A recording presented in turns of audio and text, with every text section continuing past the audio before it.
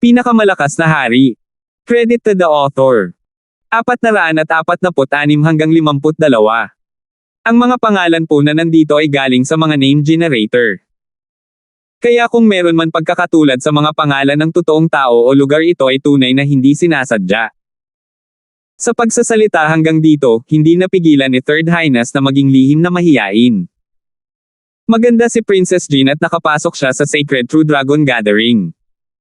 Naniniwala siyang walang makakalaban sa pain na ito.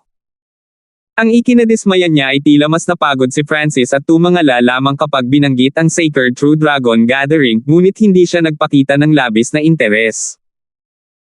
Kung malalaman ni Third Highness na ang kabataang ito na nasa harapan niya ay hindi lamang pumunta sa Sacred True Dragon Gathering at naging isang napakalaking kababalaghan na nirerango bilang isa o dalawa, na alam kung ano ang iisipin niya. Hindi pa narinig ni Francis ang tungkol kay Prinsesa Jean noon at naalala lamang niya si Prinsesa Lindsay mula sa Purple Rising Great Country. Siyempre, may ilang libong kalahok sa Sacred True Dragon Gathering at ang mga impresyon ni Francis ay lahat ay nasa top 1 o 200 o ang mga nakalaban niya noon. Mas tiyak na sinabi, tanging ang mga nirerango sa nangungunang daan ang nagpapataas ng kanyang interes. Para sa kasalukuyang Francis, ang Sacred True Dragon Gathering ay isang kaluwalhatian ng nakaraan at wala nang maraming hamon na natitira. Halatang hindi na siya gaanong interesado rito. Sa sandaling ito, ang espiritual na mata ng Diyos ay sumasailalim sa pagbabago at ang kaliwang mata ni Francis ay naramdamang hindi angkop at naging mas pagod. Gusto niyang matulog. Pagod na ako sa paglalakbay, salamat sa lahat ng iyong tulong.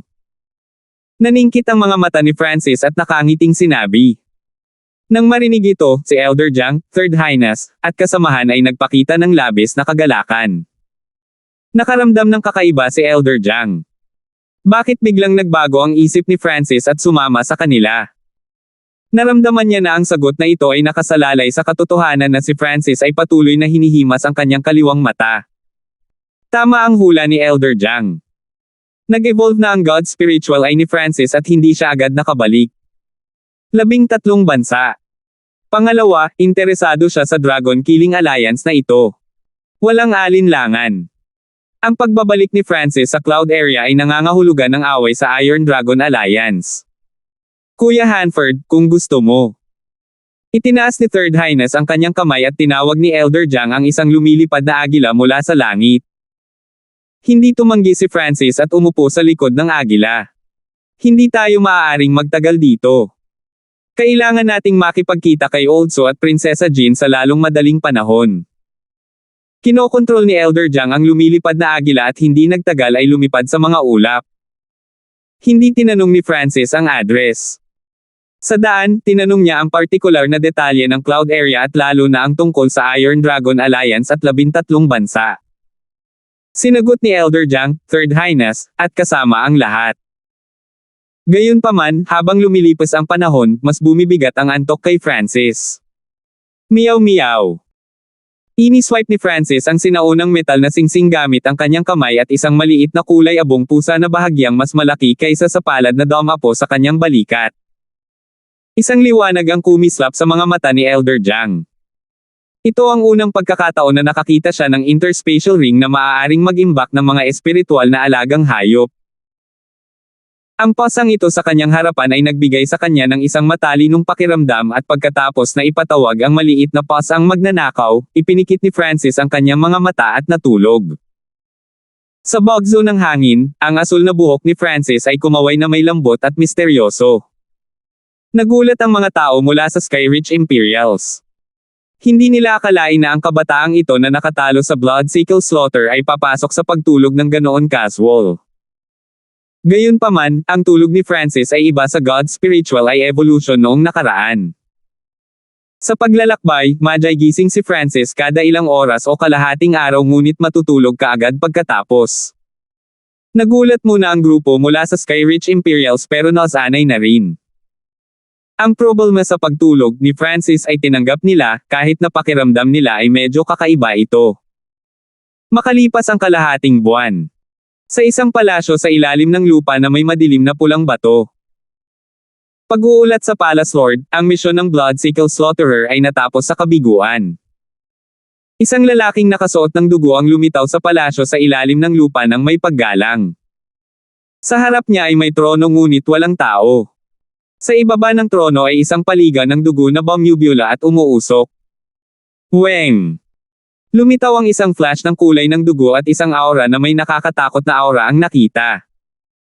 Ang figure ay napuno ng maitim na pilak na linya at parang kalay dugo na bangkay na ikinatakot ng iba. Ang Bloodsickle Slaughterer ay isa lamang true human rank member ng Iron Dragon Alliance at kabilang sa kontrol ng 18th Core Elder. Bakit mo ito iniuulat sa akin? Umupo sa trono ang kulay dugong bangkay. Kung narito si Francis, makikilala niya itong Silver Stripe Corpse bilang Blood Corpse Protector. Sa pag-uulat sa Palace Lord, ang 18th Core Elder ay lumipat na at hinahabol ang Skyreach Imperials at ang kumpanya. Ilang beses gustong makita ng Bloodsickle Slaughterer ang Palace Lord ngunit tinanggihan ito at sinabi na ang lakas ng salarin ay mas malakas kaysa sa normal na Core Elder. Hindi mapakali na sabi ng lalaking nakasuot ng dugo. Ayon sa mga alituntunin, ang misyon ng Bloodsickle Slaughterer ay dapat iulat sa ika-18 Core Elder. Ang pag-uulat nito sa Palace Lord ay napakataas. Paano namatay ang Bloodsickle Slaughterer? Ang pilak na guhit na Palace Lord ay mahinang nagtanong at halatang may mahinang impresyon sa Bloodsickle Slaughterer. Ang Bloodsickle Slaughterer ay baldado sa isang galaw. Ang salarin ay isang asul na buhok na kabataan at sadyang iniwan ang Bloodsickle Slaughterer na buhay. Sabi ng lalaking nakasuot ng dugo. Sino ba ang may lakas ng loob na maging ganito kayabang? Nagbago ang ekspresyon ng Blood Corpse Palace Lord at maging ang lalaking nakasuot ng dugo na nagkwento ay nagulat. Mula nang likhain ng Iron Dragon Alliance, ito ang unang pagkakataon na nakilala nila ang ganitong sitwasyon. Isang kaaway na sadyang nag-iiwan ng buhay para magulat pabalik. Ang gayong mayabang na tao ay nagpagulat pa sa Scarlet Moon Palace Lord na ito. Pinamunuan ng Iron Dragon Alliance ang Cloud Area at ang kanilang puwersa ay lumalawak. Ang mga karaniwang tinutugis ng Iron Dragon Alliance ay ginawa ang lahat ng kanilang makakaya upang tumakbo at magtago at kahit hindi nila magawa ay ginawa nila ang kanilang makakaya upang patayin sila. Sino ang maglalakas loob na iwan ang isang tao na buhay? Ito ay pumukaw sa Iron Dragon Alliance. Ano ang kasaysayan ng kabataang may asul na buhok na ito? Ang mukha ng Blood Corpse Palace Lord ay puno ng malupit na layunin ng pagpatay. Ang kanyang kasaysayan ay hindi alam ngunit ayon sa aming mga hula, siya ay malamang na ang numero 1 henyo ng 13 bansa na nakatakas, Francis, ngunit ang dalawa ay hindi masyadong magkatulad. Hindi siguradong sabi ng lalaking nakasuot ng dugo at saka naglabas ng drawing. Ang pagguhit na ito ay ginawa ng buod ng Bloodsickle Slaughterer bago siya mamatay. Ipadala ang order ng Rank 1 Killing Order sa Cloud Area. Ang malamig na boses ng Blood Corpse Palace Lord ay umalingaw-ngaw sa buong palasyo sa ilalim ng lupa at ang puso ng lalaking nakasuot ng dugo ay tumalon. Hindi niya akalain na gagamitin ng Blood Corpse Palace Lord ang Rank 1 Killing Order. Ang bilang ng Rank 1 Killing Order na ipinadala ng Iron Dragon Alliance mula noong simula ng paglikha nito ay mabibilang sa isang kamay. Karaniwan, tanging ang mga nasa True Lord rank o yaong nagpahiya sa Iron Dragon Alliance ang magkakaroon ng Rank 1 Killing Order. Ito ang technically ang pinakamataas na wanted order para sa Iron Dragon Alliance. Ang subordinate na ito ay Otress na ngayon. Binawi ng lalaking nakasuot ng dugo ang drawing at aalis na sana. Maghintay. Pinagmasdan ng mga mata ng Panginoon ng Blood Corpse Palace ang drawing at napasigaw ng malakas. Ito ang guhit ng asul na buhok na salarin at naperpekto ng 12-dosenang beses ayon sa ang paglalarawan ng Bloodsickle Slaughterer at tila 70% katulad ng tao. Napakahusay na nakadetect ng mga emosyon ng lalaking nakasuot ng dugo at ibinigay ang drawing. Itong kabataan. Kinuha ng Blood Corpse Palace Lord ang drawing at nagsimulang magbago ang kanyang ekspresyon nang maalala niya ang isang piraso ng alaala. Kilala kaya ng Palace Lord na ito, isa sa mga nagpasya ng alyansa, ang kabataan.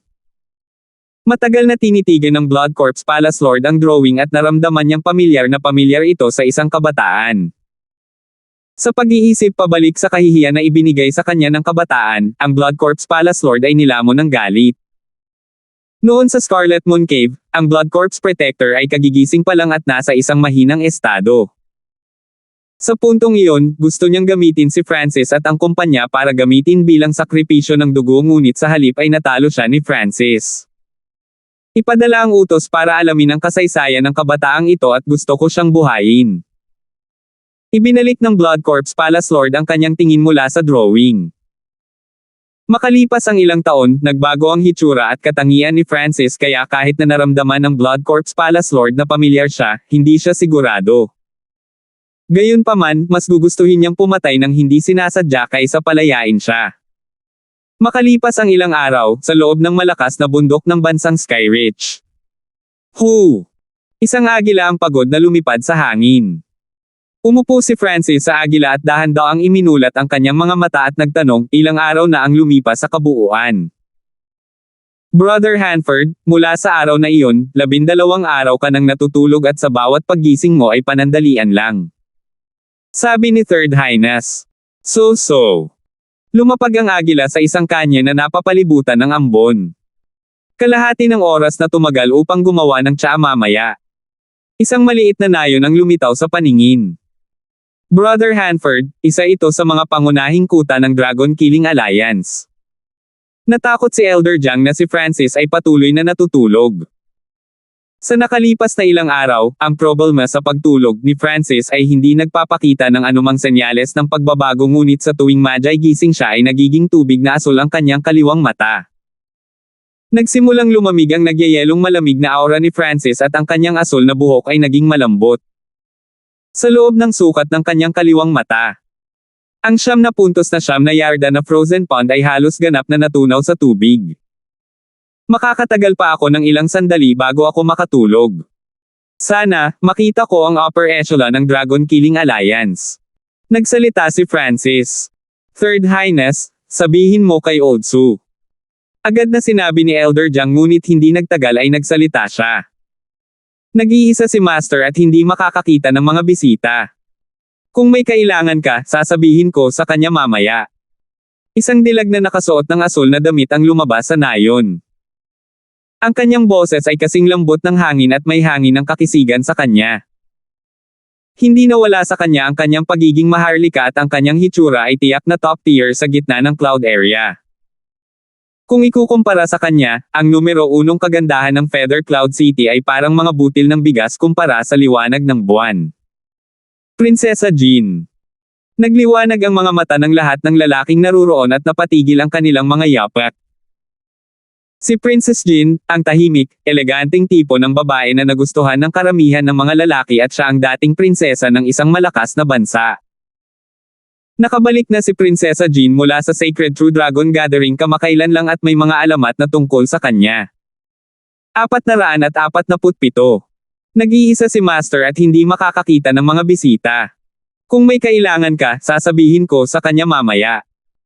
Ang boses ni Prinsesa Jean ay kasing lambot ng batis at ang kanyang mga mata ay parang tubig. Nakasuot siya ng eleganteng medieval na damit at tila isang diyosa mula sa isang larawan. Maganda, pero hindi sexy. Maganda, ngunit hindi nakakasira. Naabot ni Prinsesa Jean ang hindi kapani-paniwalang antas ng pag-unawa sa kagandahan. Ang lahat ng mga lalaki ay nakalimutang huminga.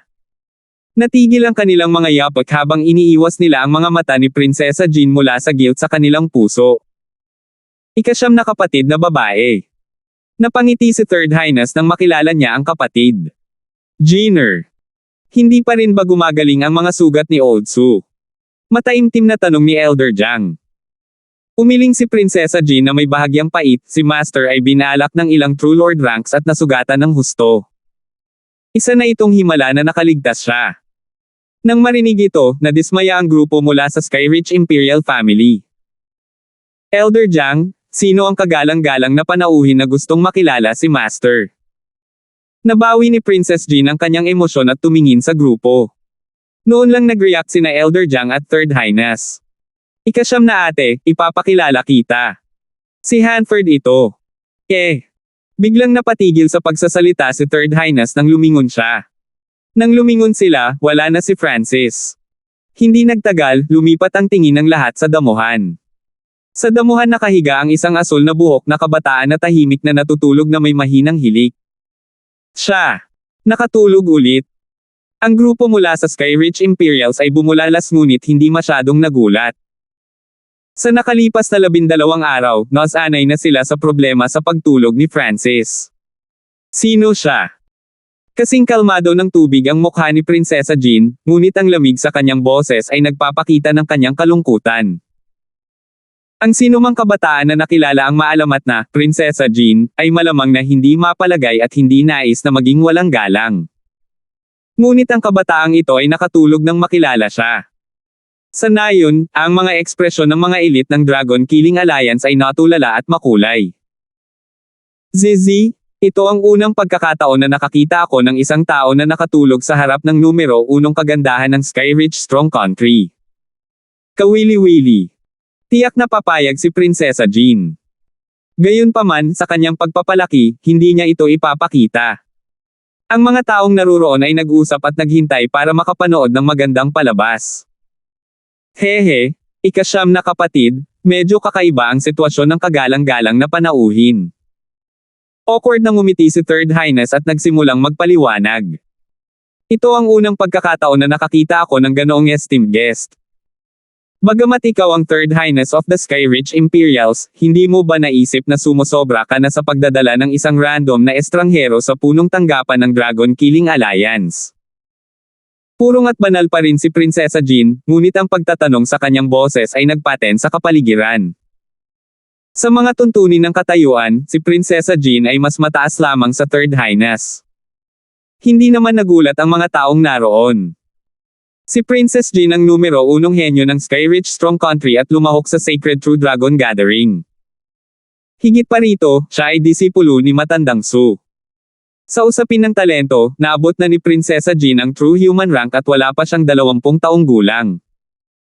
Sa lugar ng Cloud, ito ay isang kababalaghan. Ika-9 na kapatid na babae.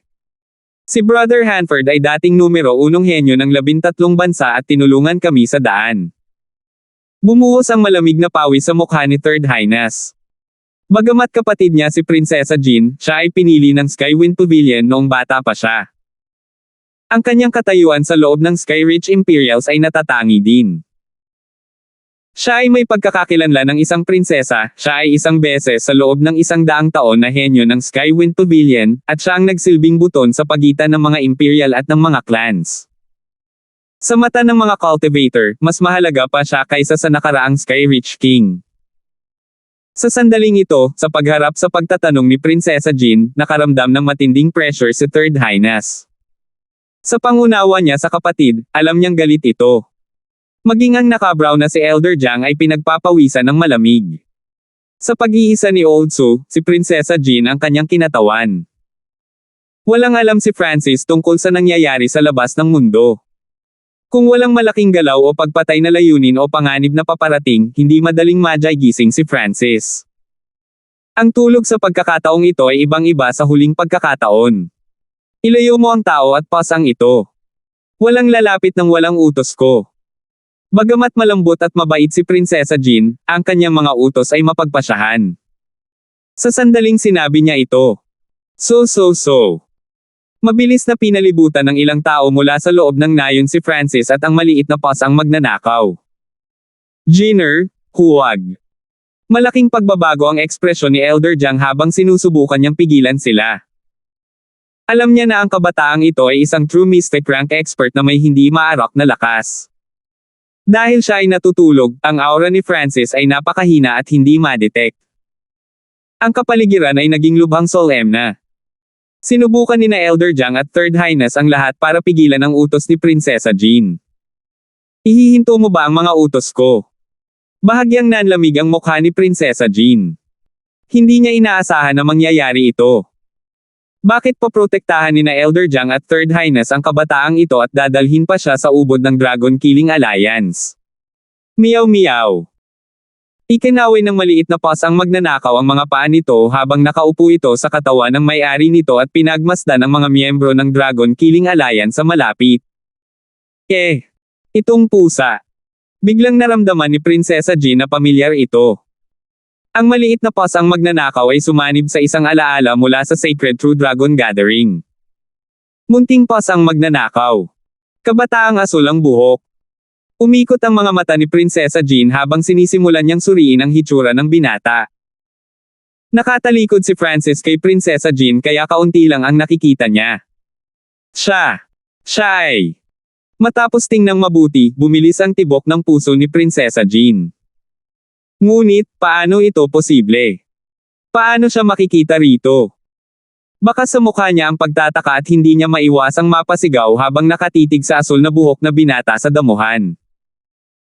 Dahil sa 180 degree na pagbabago sa ugali na ito, bumagsak ang panga ng mga tao sa lupa.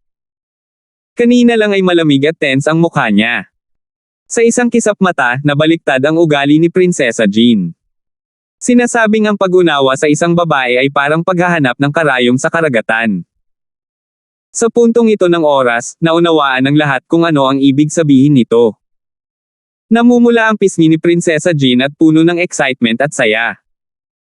Naroon ang paghanga mula sa kaibuturan ng kanyang puso at isang pambihirang pagmamalasakit.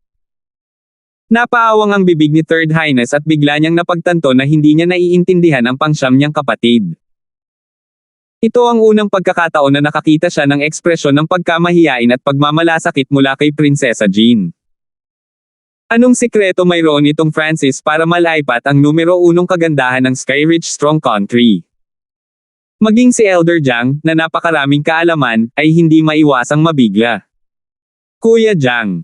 Pangatlong kapatid. Kaloob ng langit na madala mo siya sa Dragon Killing Alliance. Huminga ng malalim si Prinsesa Jean habang bumibilis ang tibok ng puso niya. Ang kanyang mga mata ay nakadikit sa asul na buhok na kabataan at hindi makagalaw. Pagkatapos noon, nakita ng lahat si Prinsesa Jean na binuhat ang natutulog na si Francis, inihiga ito sa malambot na kama, at personal na pinagsilbihan siya. Sa nayon, tinanong ng mga elite ng Dragon Killing Alliance ang kanilang mga mata. Ang diyosa sa kanilang mga puso ang numero 1 henyo ng Skyridge Strong Country, si Princess Jean ay personal na nagsilbi sa isang kabataang kaedad niya. Nakaamoy ng masarap si Francis sa kanyang panaginip at tumalikod, ang isang braso niya ay bahagyang dumampi sa puwitan ni Prinsesa Jean. Pulang dugo ang mukha ni Prinsesa Jean bago iniwan si Francis sa isang malinis na silid at umalis. Bago siya umalis, binalik niya ang tingin sa natutulog na si Francis ng may pagmamalasakit at damdamin. Ilang sandali pa, sa isang gusali sa loob ng nayon. Ikasyam na kapatid na babae, paano mo nakilala si Kuya Hanford? Naiinip na tanong ni Third Highness. Sa sandaling ito ang tanong sa puso ng bawat isa. Maging ang matandang Elder Jiang ay curious din. Sa kanilang mga puso, si Prinsesa Jean ay mas mataas kaysa sa langit. Kailan siya naglagay ng isang kabataan sa lugar ng cloud sa kanyang mga mata? Kilala ko siya, pero kilala niya ba ako? Napabuntong hininga si Princess Jean. Sa sandaling ito, ang mga alaala ay lumipad sa kanyang isipan. Sa simula ng alaala, si Prinsesa Jean ay nakatayo sa sinaunang arena kasama ang ilang libong iba pang mga henyo at walang kapantay. Sa Sacred True Dragon Gathering, ang isang maliit na maagang yugto ng True Human Rank Genius na tulad niya ay nasa ilalim ng grupo. Sa pagtingin sa iba, siya ay sobrang ordinaryo at hindi man lang may kumpara sa napakaraming mga kababalaghan. Sa grupo, pinanood niya ang mga pagtatanghal ng 5 napakahusay na kababalaghan at kung paano nila itinulak ang henerasyong ito sa isang rurok. Walang alinlangan, natalo siya sa unang labanan. Nawala niya ang pangalawa. Nawala niya ang pangatlo. Hindi man lang siya nakalampas sa unang yugto ng labanan ng 5 sona. Siya ay malubhang nasugatan sa kalagitnaan at hindi na makapagpatuloy. Siyempre, ayaw niyang umalis ng maaga dahil gusto pa niyang mapanood ang sagupaan ng mga henyo. Nagpatuloy ang Sacred True Dragon Gathering. Nakita niya ang isang tumataas na maitim na kabayo na naging isang napakalaki na kababalaghan. Ang batang iyon ay may asul na buhok at isang alagang pusa ang kasama niya. Nag-alab ang magkapareha sa bawat sulok sa loob ng sinaunang arena. Paikot-ikot, himala ng himala. Ang kabataan sa kanilang paningin ay umakyat ng hakbang-hakbang. Unknowingly, naluluha na ang mga mata niya at pinasaya siya. Walang nakakaalam kung gaano karaming suporta ang nakuha ng dalawa o kung gaano karaming mga tagahanga ang nag-cheer sa kanila. Ang isang pag-iisip ay karaniwang nangyayari sa isang iglap. Nag-flash ang mga imahe sa isip ni Princess Jean. Hindi niya akalain na ang maalamat na kabataan ay nakatayo ng napakalapit sa kanya at napagmamasdan niya ang bawat paghinga at pagbuga nito. 448. Sa loob ng gusali. Nakabawi si Prinsesa Jean mula sa kanyang flash of memory at muling nagningning ang kanyang mga mata. Gayunpaman, naghihintay sa kanya ang mga mausisa na tingin. Ika-9 na kapatid, paano mo nakilala itong si Francis? Hindi napigilan ni Third Highness. 2 taon na ang nakararaan, si Francis ang numero 1 henyo ng 13 bansa at isang wanted na lalaki. Hindi dapat magkakilala ang dalawa, but then, bakit sinabi ni Princess Jean, kilala ko siya, pero kilala niya ba ako? Ang Francis na ito ay nakarating na sa true mystic rank sa murang edad. Sinong mag-aakala na ang isang henyo na tulad nito ay nagmula sa cloud area? Malamang na siya ay ituring na isang henyo kahit sa buong kontinente. Hindi napigilan ni Elder Jiang na sabihin. Kumikislap ang mga mata ni Prinsesa Jean, ngunit hindi agad siya nakasagot. Kung malalaman nila na si Francis ay isa sa napakaraming kababalaghan ng Sacred True Dragon Gathering, gaano sila magugulat? Alam na alam ng bawat magsasaka na ang lugar ng cloud ay isang mahirap na kanayunan lamang. Noong nakaraan, ang mga kinatawan na lumalahok sa Sacred True Dragon Gathering ay puno ng kaluwalhatian. Pagkatapos ng ilang malalim na pag-iisip, gumawa ng desisyon si Prinsesa Jean. Nakilala ko si Francis sa Sacred True Dragon Gathering. Talagang napakaganda ng kanyang performance at isa pa siya sa mga namumukod tanging. Mahinang sabi ni Princess Jean at ngumiti. Itinago niya ang napakalaking pagpapakita ni Francis dahil, kahit na malakas si Francis, siya ay isang junior pa rin. Kung malalaman ng Iron Dragon Alliance na isang napakaraming kababalaghan ang kanilang kalaban, sila ay magpanik at susubukang patayin siya kahit ano pa ang halaga. Tama ang iniisip ni Prinsesa Jean, ngunit hindi niya alam kung gaano kalakas si Francis pagkatapos makapasok sa mana. Hindi siya pumasok sa True Dragon 100 strong, kaya ang dahilan kung bakit siya nakabalik ng napakabilis pabalik sa cloud area. Kaya ganyan. Ang Francis na ito ay lumahok din sa Sacred True Dragon Gathering. Naintindihan naman ng lahat ng tao sa building. Hindi nakakagulat na kilala ni Prinsesa Jean si Francis. Gayunpaman, nagtataka pa rin sila kung bakit tuwang-tuwa si Prinsesa Jean matapos makilala si Francis. Nahulaan ni Elder Jiang na kapansin-pansin ang pagganap ni Francis sa Sacred True Dragon Gathering. Kung tutuusin, mataas ang kanyang cultivation. Natitiyak niyang may tinatagong sikreto si Prinsesa Jean, ngunit kung ayaw niyang sabihin ay hindi na siya magtatanong. Lumipas ang 5 o 6 na araw sa isang kisap mata, at halos lahat ng oras na iyon ay natutulog si Francis. Nanatili si Prinsesa Jean sa tabi ni Francis at paminsan-minsan ay nakikipaglaro sa maliit na pasang magnanakaw. Ilang beses na nagising si Francis sa panahong ito, at ang kanyang kaliwang mata ay cool at kalmado. Kung ikukumpara noong siya ay nasa Sacred True Dragon Gathering at ang kanyang mata ay malamig at nagyayelo, ito ay ngayon ay kalmado ng tubig. Ang aura na ito ay napakalapit sa pagkaunawa ni Prinsesa Jean sa tubig. Ang kanyang asul na buhok ay kasing lapad ng karagatan, at ang kamalayan ni Prinsesa Jean ay mawawala sa walang limitasyong kailaliman sa tuwing titingnan niya ito.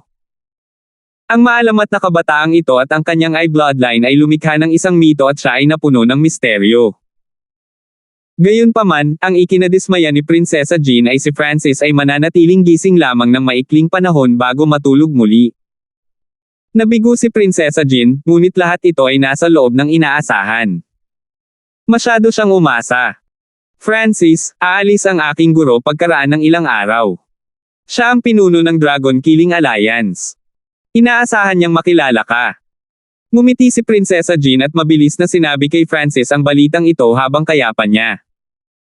Nang marinig ito, nagkontrata ang pupil ni Francis at tumango siya. Bagaman ginugol niya ang karamihan sa kanyang oras sa pagtulog, alam niya ang layunin ng pagdalaw na ito. Ang old sumula sa Dragon Killing Alliance ay isa sa mga dahilan kung bakit nanatili si Francis sa Skyreach Strong Country. Tinansya ni Francis na kailangan lang niyang matulog ng 2 o 3 beses pa bago niya makilala si Old Su. Maya-maya ay nakatulog ulit siya. Napabuntong hininga si Prinsesa Jean at naglakad palabas, habang ang munting boss ang magnanakaw ay nakangiti mula sa likuran. Naunawaan niya na, sa proteksyon ng munting boss ang magnanakaw, ligtas si Francis at hindi na kailangang mag-alala. Gabi na. Napuno ng lamig ang ambon ng nayon. Huso-so. Lumitaw ang hiyaw ng nagmamadaling paglipad. Isang nakakatakot na aura ang bumaba mula sa langit at lumitaw ang isang multo na may kakaibang tawa na nagpalamig sa buto. Pag-atake ng kaaway. Ang gwardya sa night shift ay malamig na suminok nang maramdaman niyang nagyelo ang kanyang enerhiya, ngunit nagawa niyang pisilin ang 2 salitang ito. Hindi maganda. Pag-atake ng kaaway. Agad na nabasag ang katahimikan ng nayon ng nagmamadaling sigaw. Tumalo ng puso ni Prinsesa Jean at, nang iangat niya ang kanyang ulo, nakita niya na ang langit ay nababalot ng isang higanting madilim na kulay abo na lambat. Ang higanting madilim na kulay abo na lambat na ito ay kinokontrol ng 36 na nakamaskarang skeletal figure at ito ay bumuo ng isang bakal na lambat sa kalangitan ng nayon. Shit! Ito ang Iron Cloud Deathnet ng Iron Dragon Alliance.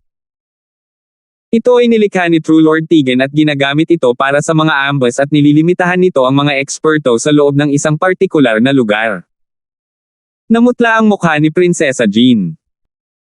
Ang Iron Cloud Deathnet ay isang natatanging hanay na karaniwang kinokontrol ng 1 o 2 true human ranks at 34 na ika-6 o ika-7 langit na Ascended Realm Elite. Ang espesyal na tampok ng array na ito ay maaaring mabuo ng napakabilis at, kahit na wala itong masyadong nakakasakit na kakayahan, ito ay tulad ng isang metal na kulungan na pumipigil sa mga nakulong na biktima sa paglipad palayo. Sa puntong ito, ang Iron Cloud Deathnet ay nabuo na sa itaas ng nayon at ang kumikinang na dark gray na mga wire ay naging mas malamig.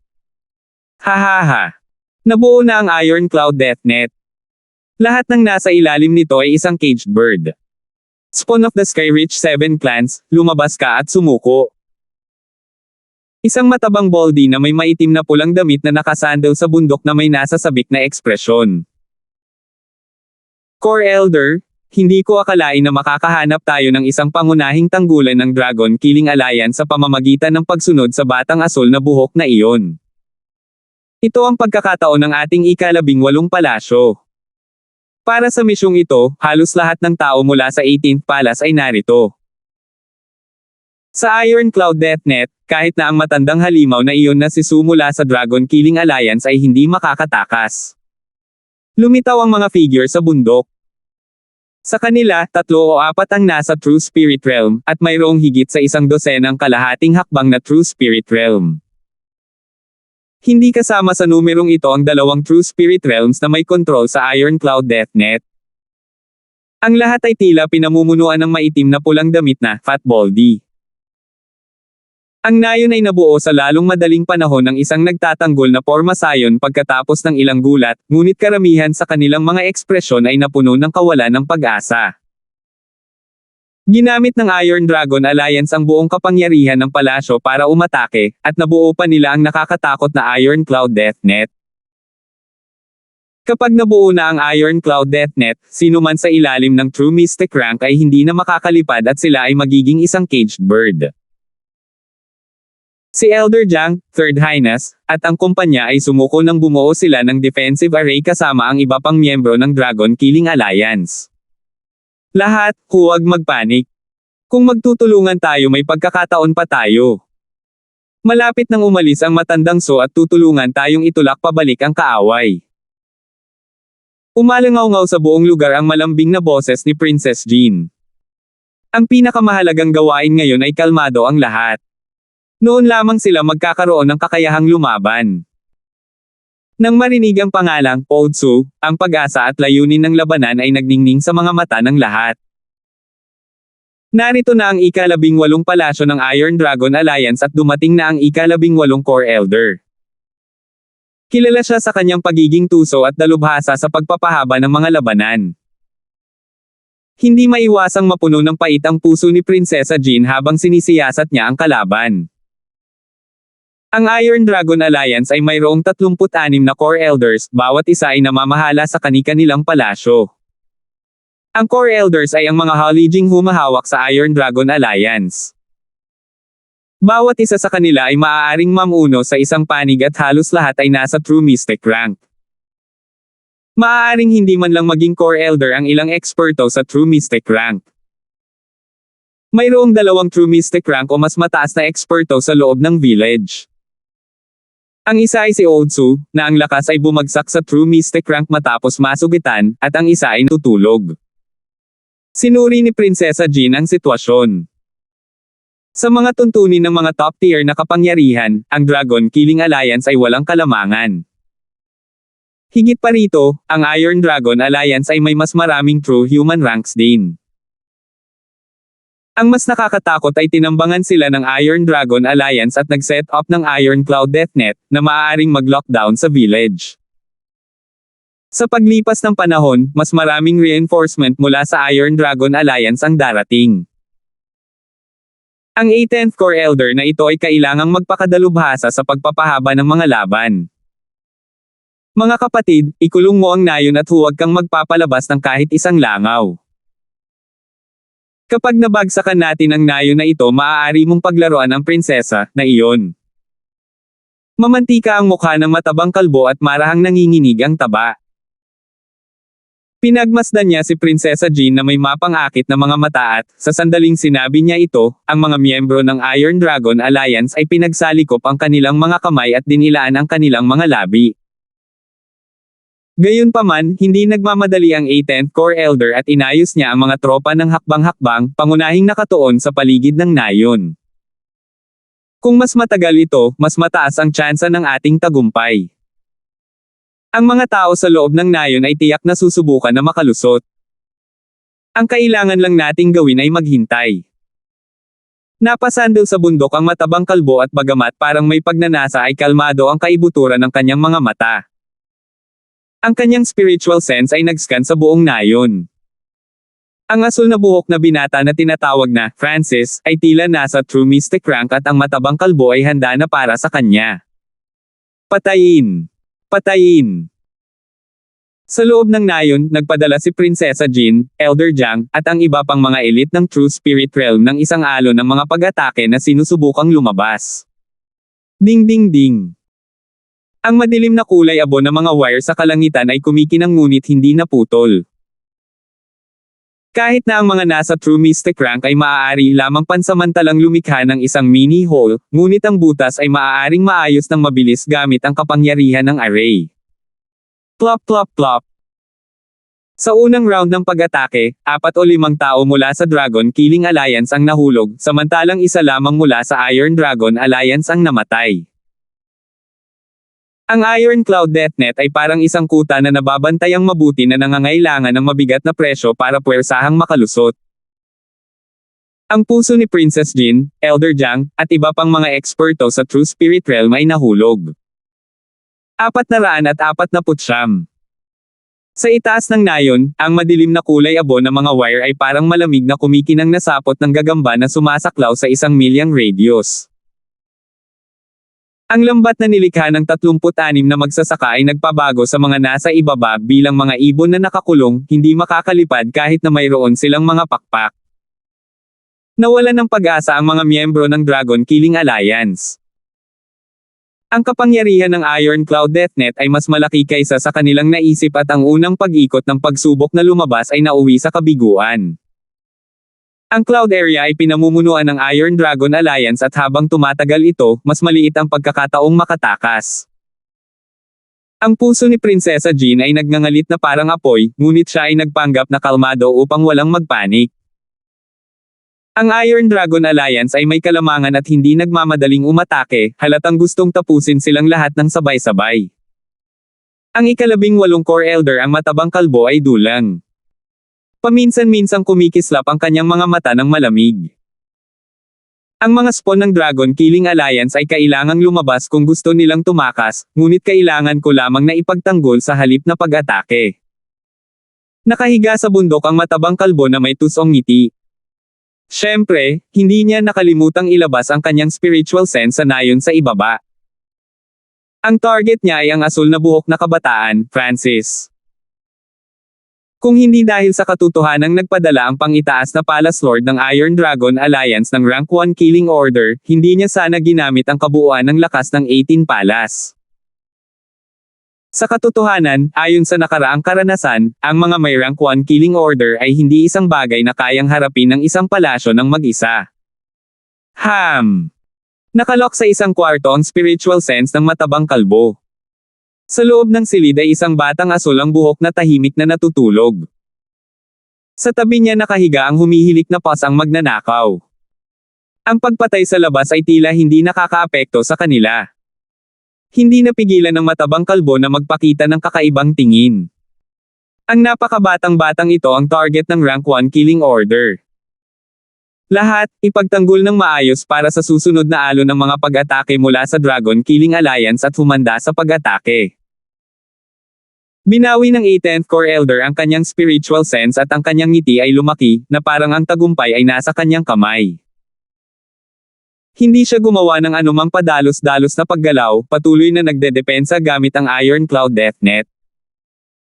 Ito ang pinakamadaling taktika, pagkuha ng pinakamahusay na resulta sa pinakamaliit na presyo. Patayin. Sinimulan ng Dragon Killing Alliance ang kanilang ikalawang round ng pag-atake, na mas mabangis kaysa dati, ngunit sinalubong sila ng mga kontra-atake ng Iron Dragon Alliance at nag-iwan ng higit sa 100 katawan. Ang madilim na kulay abo ng mga wire ay nag-ayos sa kanilang sarili na parang walang nangyari. Sa loob ng nayon, ang true human ranks ay sina Prinsesa Jin, Elder Jiang, at isang lalaking may kulay abong damit. Nangangahulugan ito na ang Dragon Killing Alliance ay mayroon lamang 3 haligi. Prinsesa Jin, kung hindi pa rin kumikilos ang matandang Su, mamamatay tayo kahit na makaalis tayo. Hindi pa umaatake ang 18 Core Elder. Ang true human rank na nakaabo na lalaki ay pinunasan ng dugo sa kanyang bibig at mapait na umiling. Ang lakas ng labanan ng isang true mystic rank ay sapat na upang baguhin ang tide. Jinner, mabilis na paalisin si Old Su sa pag-iisa kung hindi ay hindi maiisip ang resulta. Hindi napigilan ni Elder Jiang na humimok. Mapait na sigaw ni Prinsesa Jin sa kanyang puso. Ang kanyang guro ay nasa kritikal na sandali ng paggaling, at kung siya ay aalis ng nagmamadali ay magkakaroon ng maraming pinsala sa kanyang pundasyon. Sa sandaling nababahala si Prinsesa Jin, isang malalim na dagindong ang nagmula sa kailaliman ng nayon. Jinner, huwag kang magpanik. Lalabas na ako. Ang malalim na boses ay tila nanggaling sa tapat ng karagatan. Woo! Isang magulong bulk zone ng hangin ang umihip sa paligid ng nayon at naging sanhi ng paggalaw ng Heaven-Earth Yuan Qi. Ang napakalaking kapangyarihan ay naging dahilan ng pagbabago ng ekspresyon ng 18 Core Elder at biglang tumibok ang puso ng lahat. True Lord Rank. Narito ba talaga ang matandang Su mula sa Dragon Killing Alliance? Lumitaw ang gulat sa mga eksperto sa True Spirit Realm ng Iron Dragon Alliance, ngunit hindi ito ang dapat natakot na mayroon sila kapag nahaharap sa normal na True Lord ranks. Woo! Isang matanda na may puting balbas na napapalibutan ng pula at berdeng apoy ang lumutang sa kalangitan sa itaas ng nayon. Basag! Itinaas ng matanda ang kanyang palad at, sa isang pagsabog ng nakakasilaw na liwanag, lumikha ng isang 10 yarda ang lapad na butas sa madilim na kulay abo na kawad. Matandang Su! Nandito na si Matandang Su! Masayang sigaw ang nanggaling sa nayon. Ang bagong dating na ito ay ang pinuno ng Dragon Killing Alliance, Old Su. Isa siya sa True Lord rank sa Cloud Area na mabibilang sa isang banda. Ang Torrent Su na ito ay ang Grand Elder ng Skywind Pavilion at nanguna sa paglaban sa Iron Dragon Strong Country sa loob ng maraming taon. Kung hindi dahil sa katotohanan na ang kanyang pundasyon ay nasira at ang kanyang lakas ay bumaba na ngayon sa True Mystic rank, malamang natatakbo tayo sa takot. Ang ilang mga eksperto sa True Spirit Realm mula sa Iron Dragon Alliance ay nadama na maswerte. Hahaha, Torren, tingnan ng Elder na ito kung gaano kalakas ang mayroon ka pa. Tumawa ang kalbong mataba nang lumitaw ang isang puting buto na espada sa kanyang kamay. Gamit ang isang weng, ang buto ng espada ay naglabas ng isang madilim na apoy na ginawa itong mas masama at malamig. Masamang sword blaze. Pinaikot ng 18th Core Elder ang kanyang puting buto na espada. Ang isang magulong bugzo ng hangin na kasama ng pula at berdeng apoy ay mabilis na tumakbo patungo sa Oatsu. Ang pag-atake ng matabang kalbo ay sobrang tuso at hindi lang nakatutok kay Oatsu, sadyang kumalat sa mga miyembro ng Dragon Killing Alliance. Walang hiya na bastard. Ang matandang Su ay umungal ng malalim habang ang mga berdeng whirlpool ay lumitaw sa kanyang paligid na may kaway ng kanyang manggas. Mabilis na hinigop ng mga berdeng whirlpool na ito ang mga pag-atake ng matabang kalbo at pinrotektahan ang iba mula sa nayon. Ang lakas ng labanan ng dalawa ay malapit sa pinakamataas na True Mystic rank. Ang mga labi ng kanilang labanan ay nagbanta pa sa mga nasa True Human rank at isang kalamidad para sa mga nasa ilalim ng True Spirit realm. Upang maiwasan ang isang kaila-hilakbot na resulta, kinailangan ni Oatsu na gumastos ng mas maraming enerhiya at magpalipat-lipat ng mas maraming chi ng True Spirit. Boom boom! Nagpalitan ng malalakas na suntok sa hangin ang matandang So at ang matabang kalbo. Sa panahong ito, tinanggihan ni Oatsu ang lahat ng tusong pag-atake ng matabang kalbo ngunit kailangang gumamit ng mas maraming enerhiya sa proseso. Isang nakakapasong berdeng ilaw ang tumama sa kalangitan at pilit na tumago sa Iron Cloud Deathnet. Wow!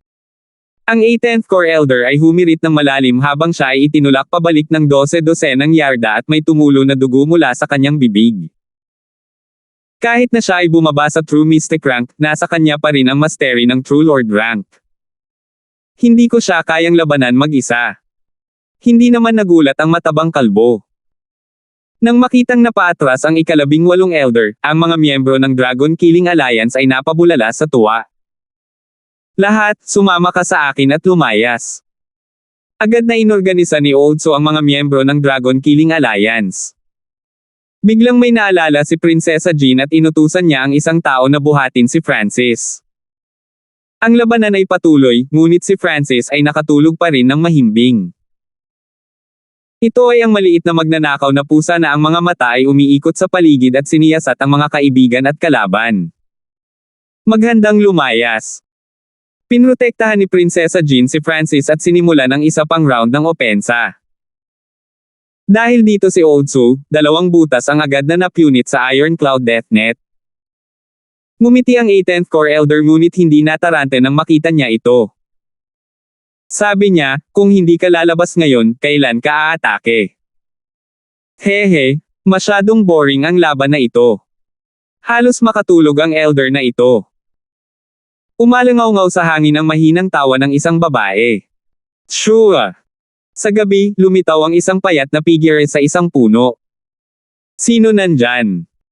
Ang mga yabag ng mga mula sa Dragon Killing Alliance ay nanigas habang sila ay lumingon. Sa likuran nila, biglang lumitaw ang isang misteryosong babae. Ang kanyang makapal na figure at itim na damit ay tila sumanib sa gabi. Walang nakakaalam kung kailan nakapasok ang misteryosong babaeng ito sa nayon. Maging si matandang Su, na nagmamadali, ay hindi namalayan. Ikaw. Ang ika-10 Core Elder ng Iron Dragon Alliance. Malamig na kumislap ang mata ng matandang Su at nakilala ang pagkakakilanlan ng tao. Halatang nag-interact sila dati. Ika-10 Core Elder. Nanginginig ang puso ng magkabilang panig. Alam ng lahat na ang Iron Dragon Alliance ay mayroong 36 na Core Elder na halos lahat ay nasa True Mystic rank. Gayunpaman, sa pagitan ng 36 na Core Elder, ang unang 10 ay may nakakatakot na pamamaraan at hindi masusukat ng pamantayan. Ang 10th Core Elder na ito ay umabot na sa pinakamataas na True Mystic rank at, kung ito ay ilalagay sa Sacred True Dragon Gathering ilang buwan na ang nakakaraan, si Trevor lang ang makakapareha niya. Hehe, Torrent, mukhang nawala na ang mga peklat mo, pero 30% lang ng battle power mo ang nabawi mo. Bahagyang tumawa ang balingkinitang babae na nakaitim at nawala na may kasamang tsura. Huwag mo nang isipin iyon. Ang matandang Su ay umungal habang siya ay naging isang maliwanag na kislap ng liwanag na lumitaw sa harap ni Prinsesa Jean. Isang matalim na punyal ang biglang tumusok kay Prinsesa Jean. Mas tiyak patungo kay Francis na nasa harap ni Prinsesa Jean. Ding! Sa kritikal na sandali, hinarang ni Matandang So ang punyal. Shua! Muling naglaho ang balingkinitang babaeng nakasuot ng itim. Lumitaw siya sa likod ni Prinsesa Jean habang ang kanyang matalas na punyal ay nalaslas sa isang arko. Sa pagkakataong ito, ang kanyang pag-atake ay bumalot kay Prinsesa Jean, Francis, at Old Su ng sabay. May layuning pumatay.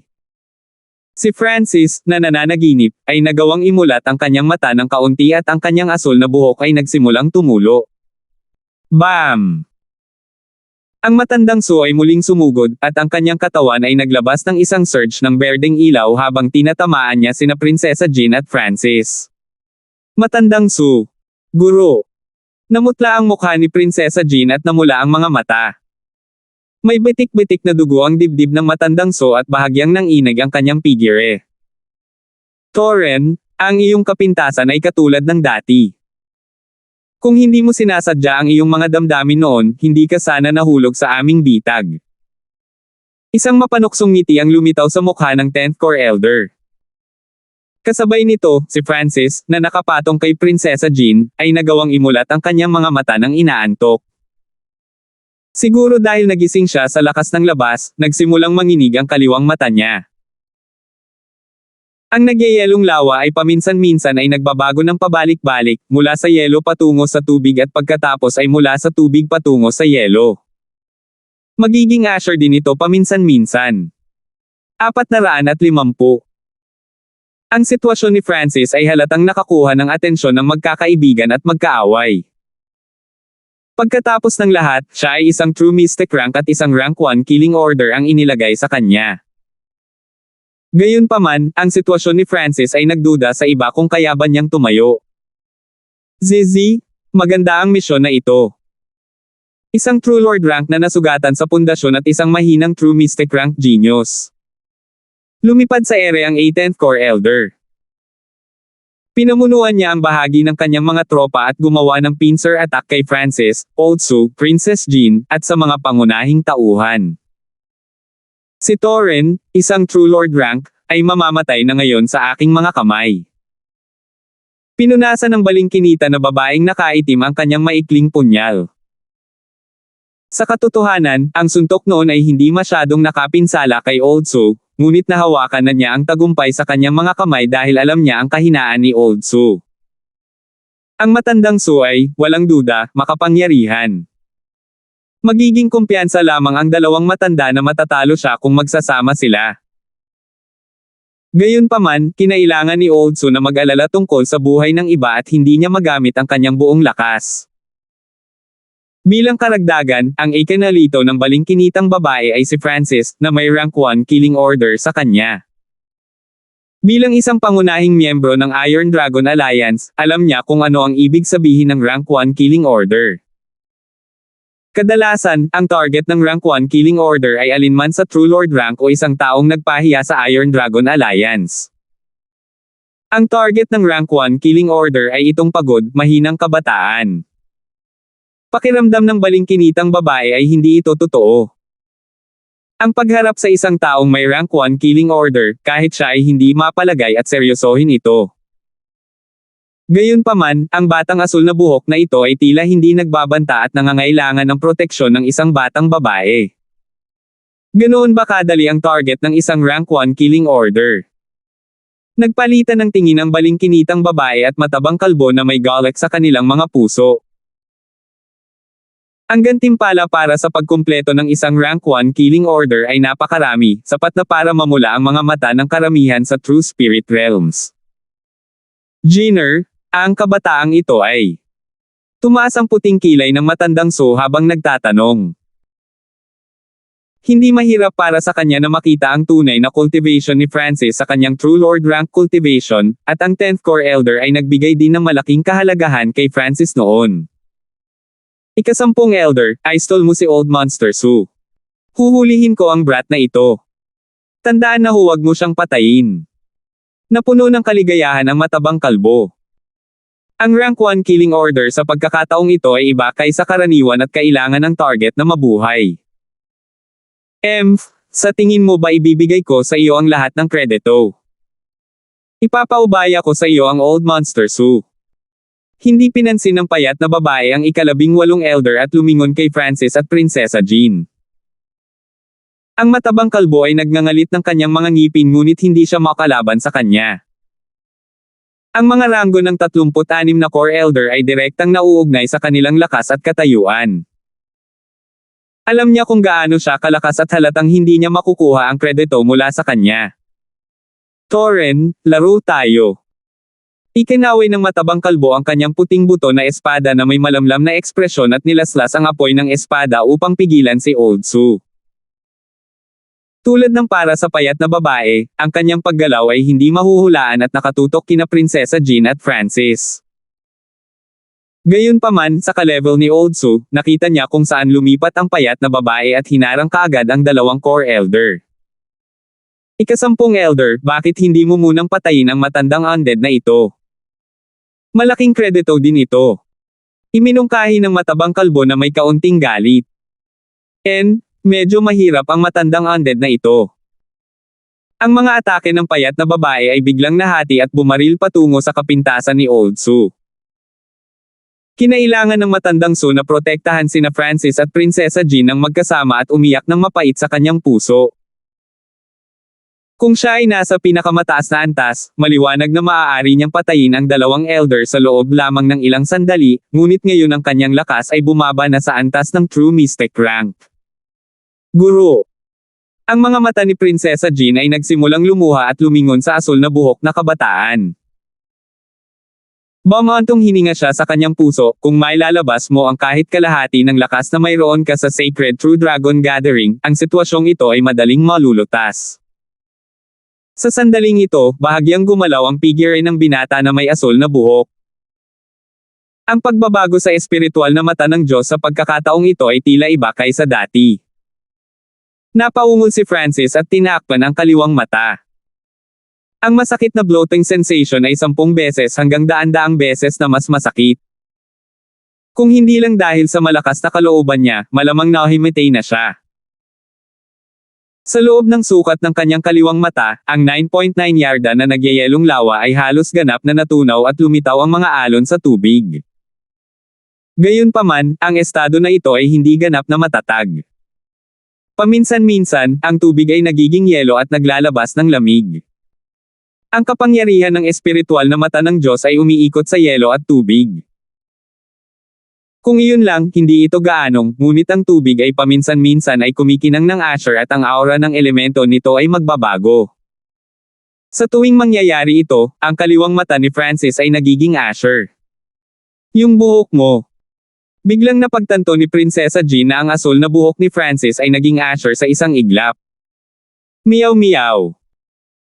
Tahimik na pinagmasdan ng maliit na paws ang magnanakaw ang mata at buhok ni Francis na may kakaibang tingin bago nagsimulang mag-isip. Ano ang nangyayari? Ang espiritual na mata ng aking Diyos ay hindi nag-evolve ngunit maaari itong magbago sa pagitan ng yelo at tubig at kahit na bumalik sa elementong dati ay mayroon ito. Nagsimulang humanap ng pattern si Francis. Bago ang pagbabago sa huling pagkakataon, ang kaliwang mata at buhok ni Francis ay asher, at sa sandaling iyon ay nagbigay ng aura ang espiritual na mata ng Diyos bago ang pagbabago. Ding-ding pang boom. Naramdaman ni Francis na pinuprotektahan siya ng isang puting balbas na elder. Sa paglipas ng panahon, lalong napagod si Old Su. Kinailangan niyang labanan ang dalawang core elder ng sabay-sabay habang pinuprotektahan sina Francis at Princess Jean. Sa isang tiyak na punto ng oras, ang pagkakasala ng dalawang core elder ay tumaas sa isang peak at itinulak nila ang Old Su pabalik. Ang matandang Su ay nasugatan na mula sa pagprotekta kay Francis at sa kanyang mga kasama nang muling sumiklab ang kanyang mga lumang pinsala. Wow! Ang matandang Su ay nagluwa ng isang subo ng dugo at ang kanyang mukha ay namuti. Guru! Malungkot na sigaw ni Prinsesa Jean. Magandang pagkakataon. Nagkatinginan ng dalawang core elder na may kaligayahan. Illusion Sky Fake Stab. Biglang naging malabo ang figure ng balingkinitang babae. Hiu! Isang alon ng mga talam na nakasalansan sa ibabaw ng isa't isa, ang bumaba mula sa langit patungo kina Francis at Prinsesa Jean. Ang alon ng mga talem ay unang pumunta kay Prinsesa Jean at tila ito ay lumitaw ng wala saan. Imposibleng umiwas. Patayin muna si Prinsesa Jean, pagkatapos ay hulihin si Francis. Sumanib sa kadiliman ng malabong figure ng balingkinitang babae nang ilabas ang kanyang layuning pumatay. Sa pagharap sa isang pag-atake sa antas na ito, si Prinsesa Jean ay hindi maka-counterattack o makaiwas man lang at ang kanyang mukha ay naging puti-putla. Jenner. Ang matandang Su ay nagluwa ng isang subo ng dugo at napabulalas. Si Francis, na nakasandal kay Prinsesa Jean, ay walang ekspresyon, at ang kanyang mukha ay puno ng antok. Ang mga mata ng 10th Corps Elder ay kumislap na may kakaibang liwanag. Si Francis ay walang anumang takot kahit na sa ganitong sitwasyon. Kung ganoon ang kaso. Nanlamig ang mukha ng balingkinitang babae at naglaslas siya patungo sa puting leeg ni Princess Jean. Sa sandaling iyon, pumikit si Prinsesa Jean. Umungol ang matandang sungunit walang magawa. Tungkol naman kay Third Highness at kumpanya, hindi man lang natuloy ang iniisip nila. Ding! Isang malutong na snap ang umalangaw-ngaw sa gabi. Tila huminto ang oras sa sandaling ito. Nakasandal pa rin si Francis kay Prinsesa Jean, kalahating tulog. Ang payat na babae ay kalahating yarda lamang ang layo mula kina Francis at Prinsesa Jean. Ramdam na ramdam nila ang hininga ng isa't isa. Gayunpaman, ang kanyang mga yapak ay nagyelo. Basag. Naputol na sa kalahati ang punyal sa kamay ng babae. Miyaw-miyaw. Isang maliit na paws ang maitim na kulay abo ang pinaglaruan ng isang transparent na punyal at, sa isang flash, ang sandata ng babae ay hiniwa sa kalahati. Paano ito posible? Ang Twilight Night Dagger ko ay isang pambihirang mid-tier spiritual grade inheritance weapon at isang bihirang kayamanan ng mga assassin. Napatulala ang balingkinitang babae. Hindi niya matanggap ito. Ano? Halos malaglag ang panga ng matabang kalbo sa lupa. Pinagmasdan niya ang Twilight Night Dagger ng payat na babae na tinadtad sa kalahati ng sandang ng maliit na magnanakaw na pusa. Ang Illusionary Sky Fake Stab ay ang sikat na galaw ng 10th Corps Elder at kahit ang normal na True Mystic ranks ay hindi makapag-react sa oras. Paanong ang bilis ng munting paws ang magnanakaw ay napakabilis para pigilan ang pag-atake ng 10th Corps Elder sa isang iglap. Ang mas hindi kapanipaniwala ay ang punyal ng maliit na magnanakaw na pusa. Anong uri ng background ang mayroon nito upang makapaghiwa-hiwa ng mga sandata na may antas ng espiritual tulad ng tofu? Kahit ang True Lord ranks ay hindi magawa iyon. Sa puntong ito ng oras, ang magkabilang panig ay nahulog sa pansamantalang pagkataranta. Munting paws ang magnanakaw, hindi mo dapat basta-basta ilalabas ang aura ng iyong sandata. Hayaan mo akong hawakan ito. Hinagod ni Francis ang kanyang mga templo ng pagod. Bumalik sa Purple Saint Treasured Palace, maging ang Purple Saint Partial Spirit ay natarante ng makuha ng maliit na paws ang magnanakaw ang misteryosong pamana na armas. Miyaw-miyaw. Ang munting paws ang magnanakaw ay tumango at agad na binawi ang mahiwagang transparent na punyal. Sa sandaling magsalita siya, dahan-daang tumayo si Francis. Dumb brat, wala ka talagang magagawa at gusto mong lumaban. Nakabawi sa saglit na pagkabigla ang matabang kalbo. Natigilan siya sa pagganap ng pusa, ngunit hindi nagtagal ay napagtanto niya na ang banta ng maliit na magnanakaw na pusa ay nagmula sa misteryosong punyal. Ibigay mo ang punyal na iyon. Ang ekspresyon ng babaeng nakaitim na damit ay agad na napalitan ng kasakiman at labis na kagalakan. Kung ang misteryosong punyal na ito ay nahulog sa mga kamay ng isang tunay na mamamatay tao, anong uri ng alamat ang malilikha nito? Hindi nagabala si Francis sa dalawang elder. Binuksan niya ang kapangyarihan ng espiritual na mata ng Diyos habang nilalabanan niya ang pagnanasang matulog. Hu! Ang kaliwang mata ni Francis ay naging malamig na lamig mula sa kalmadong asul, pagkatapos ay naging isang matalim na asher na kislap. Ang tatlong elemento ng tubig, yelo, at hangin ay hudyat ng simula ng hindi alam. 451. Mag-ingat sa kanyang bloodline ng mata. Napansin ng 18th Corps Elder ang pagbabago sa kaliwang mata ni Francis at hindi niya maiwasang bigyan ng babala ang payat na babae. Malinaw na tiningnan nila ang kasaysayan ng numero 1 henyo ng 13 bansa. Ang kanyang ay bloodline ay ang kanyang espesyalidad.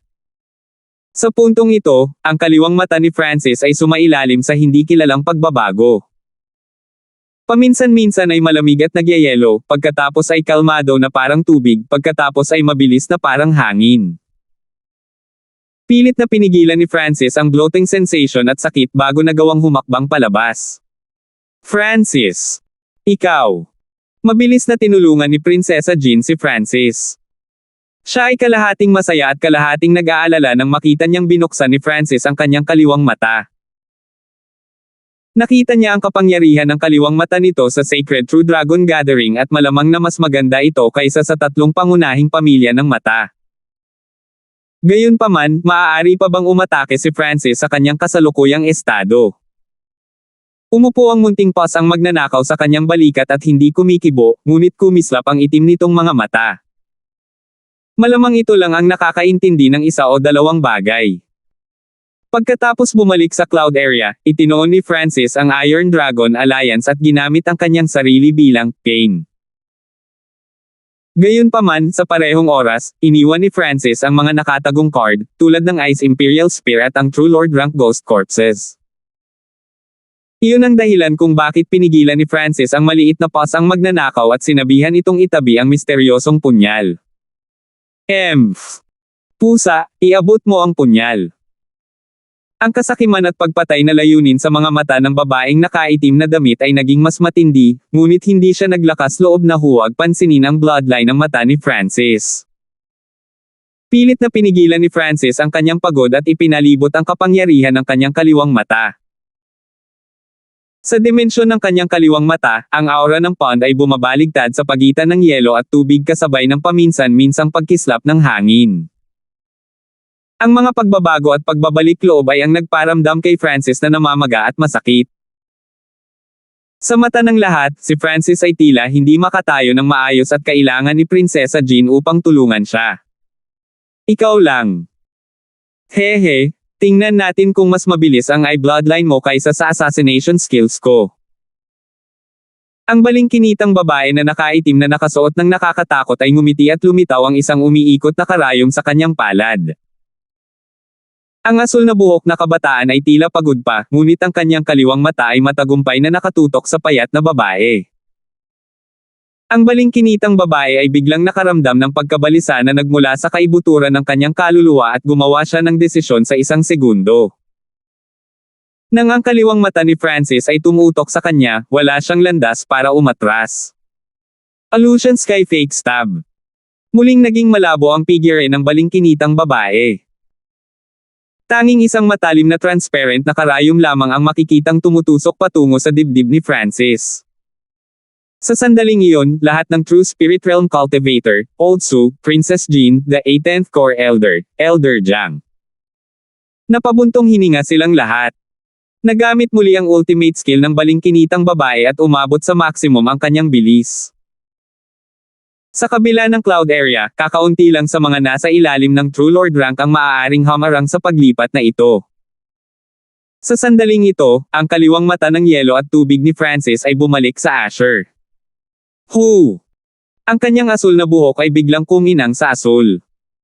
Bumalik ang pamilyar na Asher na dugo ng kanyang bloodline power. Bumalik ito sa Asher ay mula dati. Ang kaliwang mag-aaral ni Francis ay nagkontrata. Katutubo niyang pinaikot ang Asher na dugo at gumamit ng atake na katulad ng Ice Soul Shooting Line. Noong nagkaroon siya ng Asher Eye, hindi alam ni Francis kung paano gamitin ng mahusay ang kanyang eye bloodline. Si Francis ay likas na gumamit ng eye bloodline skill nang bumalik ang kanyang mata sa dating Asher na bersyon. Shua! Sa madilim na gabi, isang matalim na figure ay 1 o 2 pulgada lamang ang layo sa puso ni Francis. Ang puso ang pinagmulan ng buhay. Kahit ang True Lord rank ay mamamatay kung madudurog ang kanilang puso. Isang nakakatakot at mapanuksong ngiti ang lumitaw sa mukha ng balingkinitang babae. Sinabi sa kanya ng kanyang karanasan na kumpleto na ang pagpatay. Gayunpaman, nang ang dulo ng karayom ay kalahating pulgada ang layo mula sa puso ni Francis, ang ngiti sa kanyang mukha ay natigil at napalitan ng pagtataka. Sure! Isang kalahating transparent na Azure blade ang humiwas sa lalamunan ng payat na babae at ang malabo nitong figure ay agad na bumagsak. Isang tuwid na pulang linya ang lumitaw sa kanyang leeg na humihiwa ng palalim. Sa sandaling dumating ang hangin sa gabi, ang tunog ng isang ulo na bumagsak sa lupa ay naririnig. Noon lamang nakabangon ang lahat mula sa kanilang malapanaginip na estado at nakahinga ng malamig.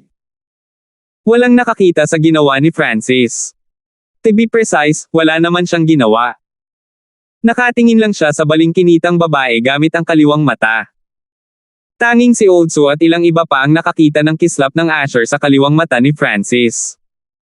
Ang paglipat na ito ay katulad ng naisip ni Prinsesa Jean ang bloodline ng pamilya Tooba sa panahon ng Sacred True Dragon Gathering. Ang heavenly piercing eyes ni Toobachi ay lilikha ng hindi nakikitang mga laslas na bumaril patungo sa target.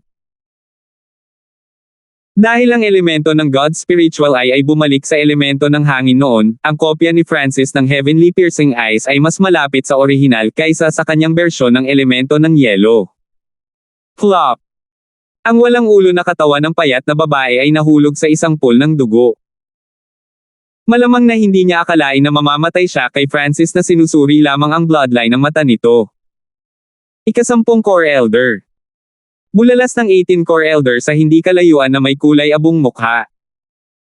Huminga siya ng malamig at nanginginig ang puso niya.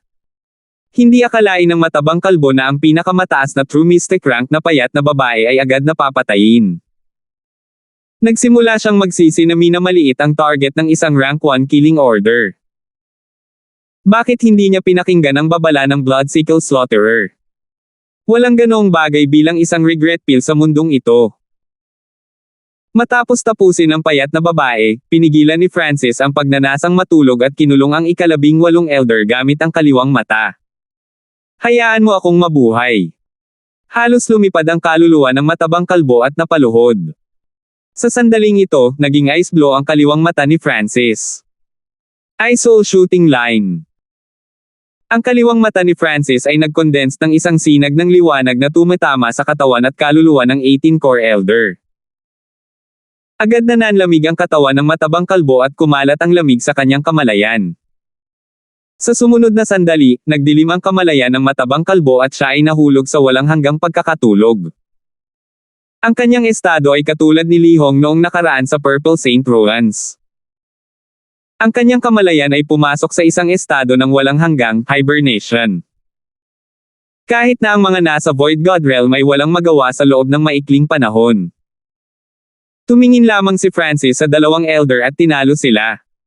Patay na ang 10th Core Elder. Diyos ko! Walang nakakaalam kung buhay din ang 18 Core Elder.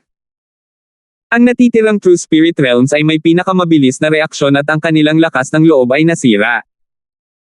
Sa kaguluhan at gulat na ito, nasira ang Iron Cloud Deathnet. Ang panig ng Iron Dragon Alliance ay natalo ng walang labanan. Ang pinuno ng True Spirit Realm ay tumakbo habang ang hanay ay gumuho. Ang mga miyembro ng Dragon Killing Alliance ay natarante at hindi agad nakapag-react. Sa ilang paghinga lang, pinilit ng Iron Dragon Alliance ang nayon sa desperasyon. Ngunit, sa isang kisap mata, ang Iron Dragon Alliance ay gumuho. Ituloy mo ang pag-atake. Matalim na sumulyap si Matandang So kay Francis bago inutusan ang mga miyembro ng Dragon Killing Alliance na mag-counterattack. Gayunpaman, ang kabataang gumawa ng himalang ito ay muling nakatulog ng mahimbing. This time, iba na ang tulog niya kumpara kanina. Ang kamalayan ni Francis ay hindi nakatulog at naramdaman niya ang lawa sa loob ng sukat ng kanyang kaliwang mata. Ang lawa ay pinagmumula ng kapangyarihan ni Francis. Isang maliit na misteryosong whirlpool ang lumitaw sa gitna ng 9.9 yards pond. Gumalaw ang kamalayan ni Francis at sumanib sa maliit na whirlpool. Weng! Naramdaman ni Francis na parang siya ang naging sentro ng lawa, at ang aura ng lawa ay nagsimulang magbago sa kanyang instincts. Mula sa tubig hanggang sa yelo. Ang kapangyarihang ito ay tila isang likas na talento at hindi mailalarawan sa mga salita. Kaagad pagkatapos noon, kinokontrol ni Francis ang maliit na whirlpool. Sure! Ang ibabaw ng lawa ay napuno ng magulong asher na hangin. Kapanganakan ng hangin. Mukhang iba na talaga ang pagbabago ng God spiritual ay kaysa dati. Tumango si Francis. Una, ang espiritual na mata ng Diyos ay hindi sumailalim sa napakalaking pagbabago tulad ng huling pagkakataon na naging asul ang kanyang buhok. Ang conversion sa pagitan ng yelo at tubig ay hindi masyadong malaki ang pagkakaiba. Nadama ni Francis na ang pagbabagong ito ay isang paghahanda lamang para sa isang malaking pagbabago. Bagamat ang espiritual na mata ng Diyos ay dumanas lamang ng kaunting pagbabago, nakinabang pa rin ito ng husto kay Francis. Kayanan niyang kontrolin ang kanyang eye bloodline power sa gusto niya. Hindi alam kung gaano siya katagal natulog, ngunit, nang muling imulat ni Francis ang kanyang mga mata, ang namumulaklak na sensasyon at sakit mula sa kanyang God spiritual eye ay nawala ng higit sa kalahati. Tila ang espiritual na mata ng Diyos ay lumipas na sa pinakakritikal na panahon. Gising ka na pala. Tumunog ang malambot na boses ni Prinsesa Jean at bahagyang ngumiti si Francis habang nakaupo, gaano katagal ako nakatulog. Sa puntong ito, ang kaliwang mata ni Francis ay tila may kahalumigmigan na katulad ng tubig. Nawala ang nakaraang lamig at tila mas elegante at marangal ang kanyang mata. Namula ang mukha ni Prinsesa Jean habang bumibilis ang tibok ng puso niya. Sanay na siya sa malamig, masama, at walang emosyong kabataan. Hindi niya akalain na magkakaroon ito ng ganoong ka-caring side sa kanya. Ikaw. Kalahating buwan kang natulog sa pagkakataong ito. Sasabihin ko kay Master. Nakontrol ni Prinsesa Jean ang kanyang emosyon at natakot si Francis na muling makatulog. Relax, hindi na ako matutulog ulit sa lalong madaling panahon. Naunawaan ni Francis ang kanyang kasalukuyang sitwasyon. Pagkaraan ng ilang sandali, sa isang lihim na silid sa ilalim ng lupa sa kailaliman ng bundok. Naupo si Francis nang magkaharap kay Old Sue. Nagsalin si Princess Jean ng tsaa para sa kanilang dalawa at umalis. Alam niya na ang pagpupulong na ito ay hindi isang bagay na maaari niyang daluhan. Francis, lubos akong nagpapasalamat sa iyong tulong. Hindi ko akalain na ang maliliit na 13 countries ay magkakaroon ng henyo tulad mo. Siyempre, naiintindihan ko kung bakit ka pumunta dito. 452. Siyempre, naiintindihan ko kung bakit ka pumunta dito. Nagpasalamat at nagpuri ang matandang Sue, ngunit dumiretso sa paksa. Malinaw, nag-aalala siya na si Francis ay makatulog anumang oras at ang pagsasalita tungkol sa mga walang katuturang bagay ay mag-aaksaya ng mahalagang oras. Oh! May pakialam ba si Old Sue na magpaliwanag? Nagpahayag ng interes si Francis at natuwa siya sa pagkilos ni Old Sue. Ubo-ubo. Bahagyang huminto si Old Sue habang pinapaikot niya ang kanyang Chi of True Spirit upang pilitin na sugpuin ang mga lumang pinsala sa kanyang katawan. Kasabay nito, siniyasat niyang mabuti si Francis ang napakaraming kababalaghan ng Sacred True Dragon Gathering. Malinaw na walang itinago si Prinsesa Jean mula sa kanyang guro at, nang malaman ang nakakagulat na balitang ito, agad na natigilan si Old Sue. Hindi pa rin siya ganap na kumalma. Matalim na sinulyapan ni Old Sue si Francis at naunawaan niya na, hanggat hindi papatayin ang isang napakalaki na kababalaghan tulad ni Francis, tiyak na siya ay magiging isang taong kumokontrol sa kontinente. Siguro, pagkaraan ng ilang taon, si Francis ay maihahambing pa sa maalamat na Scarlet Moon Demonic Religion Patriarch o Sword Saint Yewaxi.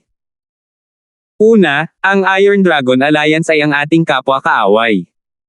Naniniwala ako na hindi ito tatanungin ni Brother Hanford. Sa wakas ay nagsalita ang matandang sungunit hindi siya kaagad nakapagtapos. Tama iyan.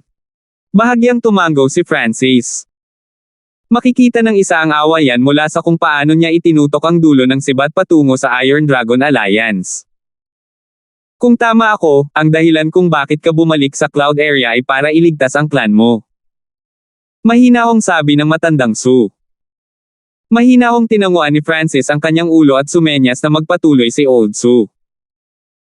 Sa totoo lang, hindi mahirap hulaan ito dahil sa nakaraan ni Francis. Gayunpaman, nag-iisa ka at gusto mong gamitin ang kapangyarihan ng Dragon Killing Alliance para maunawaan at labanan ang Iron Dragon Alliance. Kaya naman, pumunta ka sa amin. Ngumiti ang matandang So at tumingin kay Francis. Sa pagkakataong ito, hindi tumago o hindi sumang-ayon si Francis. Maaari ba akong magtanong, ano ang mungkahi ni Old So para sa akin? Ngumiti si Francis. Ang kanyang kaliwang mata ay kumikinang sa tubig at tila napaka-elegante. Biglang napagtanto ng matandang So na hindi niya nakikita ang kabataang ito, ngunit hindi niya itinago ang kanyang mga iniisip. Ang mungkahi ng matandang ito sa iyo ay umalis sa cloud area. Mariing sabi ng matandang So. Umalis sa cloud area. Ito ang payo ni Old So kay Francis. Bakit? Nagulat si Francis. Ang pinakamatalinong desisyon ay ang bumalik sa puwersa sa likod mo at linangin sa loob ng maraming taon hanggang sa ganap kang lumaki at mababago mo ang lahat. Hindi bababasa, kailangan mong maging sapat na mahalaga upang magdala ng mga reinforcement. Mataimtim na sabi ng matandang So. Tumigil si Francis at sinimulang unawain ang kahulugan sa likod ng mga salita ni Old So. Ngumiti siya at bumuti ang pag-iisip niya kay Old So. Si matandang So ay tapat at direktang sinabi ang lahat. Dahil alam ang kaluwalhatian at katanyagan na natamo ni Francis sa Sacred through Dragon Gathering, hindi lang gusto ni Old So na sumali siya sa Dragon Killing Alliance, hinikayat pa niya si Francis na umalis sa cloud area. Malinaw, naisip ni matandang So na magiging panghihinayang kung ang isang kababalaghang tulad ni Francis ay namatay ng maaga. Old So, kailangan mo lang sabihin sa akin kung paano ililigtas ang Broken Moon Clan at ang tunay na lakas ng Iron Dragon Alliance. Hindi nagtagal si Francis sa isyu at mabilis na binago ang paksa. Hindi na nagulat ang matandang So at sa halip ay ngumiti. Paanong madaling sumuko ang napakaraming kababalaghan tulad ni Francis? Gayunpaman, tiwala si Old So na may kakayahan siyang baguhin ang mga pananaw ni Francis. Maaaring hindi mo alam ito, ngunit ang 13 clans ay hindi lamang mga subordinate ng Iron Dragon Alliance sa pangalan. Pumirma sila ng Blood Pact 2 taon na ang nakakaraan nang sumuko sila. Blood Pact. Bahagyang nagbago ang ekspresyon ni Francis. Noong siya ay tinutugis ni Master Emerson, siya ay umalis sa 13 bansa nang nagmamadali at hindi alam ang mga detalye ng pagsuko. Ang alam lang niya, sa mga 13 clans, ang Ancient Shrine ang unang nagtaksil sa kanila dahil mayroon na silang koneksyon sa Scarlet Moon Demonic Religion. Para sa iba pang 12 angkan, lahat sila ay sumuko nang bumaba si True Lord Tegan. Noon, sa Dragon Canceling Lake, ang mga nakatataas na echelon ng 12 clans ay pumirma sa isang Blood Pact at ginawa ang kanilang mga puwersa na sakop ng Iron Dragon Alliance. Dapat mong malaman ang kapangyarihan ng isang Blood Pact. Ito ay isang puwersa na kabilang sa langit at lupa. Bahagyang napabuntong hininga ang matandang So nang magsalita siya rito. Ibig sabihin nito, kahit na bumalik ako sa Broken Moon Clan, hindi ako matutulungan ni Master. Sa kabaligtaran, ang pagbabalik ko ay magdudulot ng mas maraming problema. Medyo solemn na ang ekspresyon ni Francis. Tama. Kung gusto mong iligtas ang Broken Moon Clan, ang tanging paraan ay ang dumiretso sa punong tanggapan ng Iron Dragon Alliance. Hanggat nawasak sila, mawawala ng kapangyarihan ang Blood Pact. Ito rin ang pinakasimpleng paraan. Hindi maiwasan ng matandang So na tumingin kay Francis nang magsalita siya rito. Gaano katapangan ang direktang pag-atake sa punong tanggapan ng Iron Dragon Alliance? Ito ay hindi akalain at hindi makatotohanan. Ang dahilan kung bakit binanggit ni Old So ang hindi makatotohanan na pamamaraang ito bilang ang tanging paraan ay upang muling isaalang-alang ni Francis ang mga bagay. Gayunpaman, hindi nagbago ang ekspresyon ni Francis. May kakaibang liwanag ang kanyang mata nang banggitin ni Old So ang pamamaraang ito. Matapos ang ilang sandali ng katahimikan. Gaano kalakas ang Iron Dragon Alliance? Sa wakas ay tinanong ni Francis ang pinakamahalagang tanong. Gaano kalakas? Umiling ang matandang Su at ngumiti, ang buong cloud area ang dalawang malalakas na bansa, ang 13 maliliit na bansa, at ang kanilang mga puwersa ay nasa ilalim ng kontrol nito. Mayroong 4 na Palace Lords, 36 na Core Elders, at iba pang mga elite. Ang kanilang mga kamay ay natatakpan ng kalangitan sa cloud area at nagsisimulang umabot sa mga kalapit na malalakas na bansa. Higit pa rito, ito lamang ang kanilang lakas kung paano si Scarlet Moon ay alam ng mga demonic na Dragon Alliance. Marami pa silang eksperto. 4 na Palace Lords, 36 na Core Elders. Kumikislap ang mga mata ni Francis nang maunawaan niya ang mga nasa itaas na echelon ng Iron Dragon Alliance. Hindi nagtagal, ang 2 Core Elders lang ng Iron Dragon Alliance ang nagpilit sa Dragon Killing Alliance sa isang desperado na sitwasyon. Ang 36 na Core Elder ang bawat isa ay kumokontrol sa isang palasyo, at sa itaas ng mga palasyo ay ang mga Palace Lord.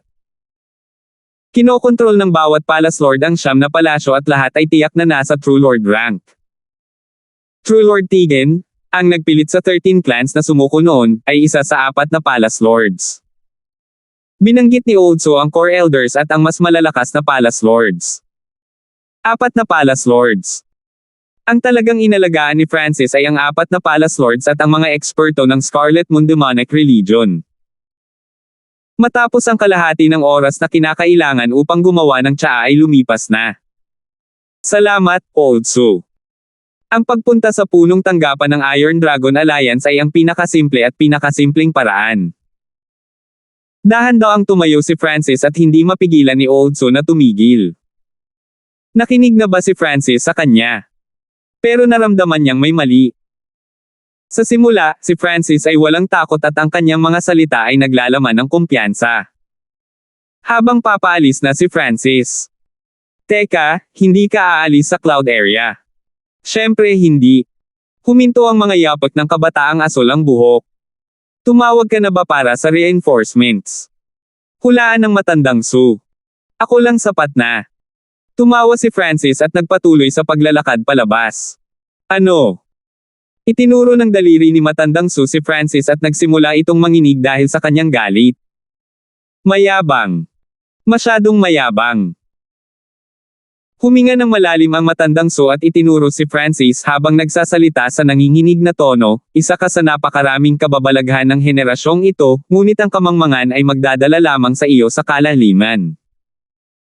Hindi siya pinakinggan ni Francis habang patuloy siyang naglalakad na may malakas na paniniwala. Tumigil ka. Ungol ng matandang Su habang kumakaway ang kanyang puting buhok. Ang kanyang True Lord rank aura ay nagpatawag ng Heaven Earth Yuan Chi sa malapit at naging sanhi ng pagbabago sa kalangitan. Kapangyarihan ng True Lord rank. Bagamat bumaba ang lakas ni Old Su, nandoon pa rin ang kanyang mental energy. Hehe. Early stage True Lord rank. Ito ang peak power ni Old Su. Ngumiti ang asul na buhok na binata sa paningin ni matandang Su. Sa sandaling ito, tila siya ay naging karagatan. Malawak at walang limitasyon, malalim at hindi maarak. Isang invisible wave ng mental energy ang dumaloy at tila nag-freeze sa kwarto. Ikaw. Ikaw. Nanginig ang puso ng matandang Su. Nakaramdam siya ng pressure na nasa harap lang ng aura na ito. Ang mental energy aura na ito ay mas malakas kaysa sa alinmang True Lord rank na nakita niya. Tila binalot ng kaluluwa ng kalaban ang mundo at nayanig ang kaluluwa ni Old Su. Ang ekspresyon sa mukha ng matandang Su ay napalitan ng takot at gulat sa labis na kagalakan at kawalang paniwala. Sa wakas, tumingin si matandang Su sa kabataang nasa harapan niya ng may paggalang, hindi ko akalain na ang lakas mo ay umabot sa ganitong antas. Mukhang minamaliit kita. Gayunpaman, mausisa pa rin si Old Su. Dapat madali kang makalusot sa True Lord rank. Ngunit ikaw lang mag-isa ay hindi sapat para yugyugan ang isang napakalaking halimaw tulad ng Iron Dragon Alliance. Ngumiti si Francis ngunit hindi tumugon. Kung hindi dahil sa pagbabago sa kanyang kaliwang mata, dapat ay nasa True Lord rank na siya ngayon. Shua. Isang itim na perlas ang lumitaw sa kamay ni Francis at marahang tinapik niya ito. Dalawang malalim na alulong kasama ang nakakatakot na aura ang lumitaw sa tabi ni Francis. Sa kulay abong-ambon, binantayan ng dalawang dark silver ghost corpses ang kaliwa at kanan ni Francis. True Lord rank. Paano ito posible? Ang cloud area. Kahit ang malalakas na bansa at dakilang bansa ay hindi madaling magsanay ng ghost corp sa True Lord rank. Muntik nang madapa ang matandang Su habang ang kanyang puso ay pumipintig. Tumango si Francis bilang kasiyahan habang sinisiyasat niya ang dalawang dark silver ghost corpses. Pagkatapos ng 2 buwang pananatili sa loob ng 10,000 Ghost Pearl, ang kanilang cultivation at lakas ay papalapit na sa unang yugto ng True Lord rank. Ang 10,000 Ghost Pearl ay isa rin sa mga item na ibinigay ng Purple Saint Partial Spirit kay Francis at ito ay minsang naging sagradong item ng 10,000 Ghost Emperor. Noon, winasak ng 10,000 Ghost Emperor ang ilang 2-star sects kasama ang kanyang hukbo ng mga multo. Shua. Ang dalawang True Lord rank Ghost Corpses ay mabilis na naalala. Hindi pa rin nakaka-recover ang matandang Su. Ang pagkabigla na ibinigay sa kanya ni Francis ay higit pa sa naranasan niya sa kanyang 1 o 200 taon ng buhay. This is just the start. When my bloodline fully recovered, anything and everything will be possible. Salamat po at sinamahan ninyo ako. Ingat lagi mga master.